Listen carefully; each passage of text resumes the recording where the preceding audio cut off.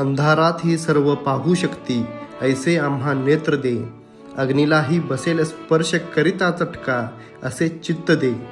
निद्रा भूक तहान सर्व, ईशान गिळण्या मनी शक्ती दे.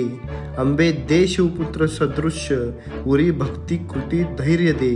मित्रांनो, या 27व्या श्लोकाचा अर्थ असा आहे: अंधारातही पाहू शकणारे नेत्र म्हणजे जे साध्या डोळ्यांना दिसत नाही, ते सत्य पाहू शकणारे डोळे.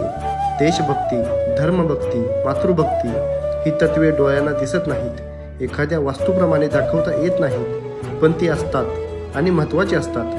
त्यांना जाणण्याची क्षमता म्हणजे अंधारात पाहू शकणारे नेत्र. हे जगदंबे, तू आम्हाला दे. अग्नीलाही चटका लावेल असे चित्त म्हणजे अत्यंत ज्वलंत अंतःकरण, अत्यंत जाज्वल्य धर्मभक्तीची आणि देशभक्तीची आग आमच्या मनात उत्पन्न कर, असे मागणे आई जगदंबेच्या पायांशी आपण करतो. धर्माचे कार्य करत असताना तहान, भूक आणि झोप यावर मात करण्याची शक्ती हे आई तू आम्हाला दे. आणि या सर्वांचे सार म्हणजे पुण्यश्लोक भगवान श्री शिव छत्रपतींसारखी धर्मभक्ती, देशभक्ती आम्हाला दे. त्यांच्यासारखे जगण्याची शक्ती आम्हाला दे.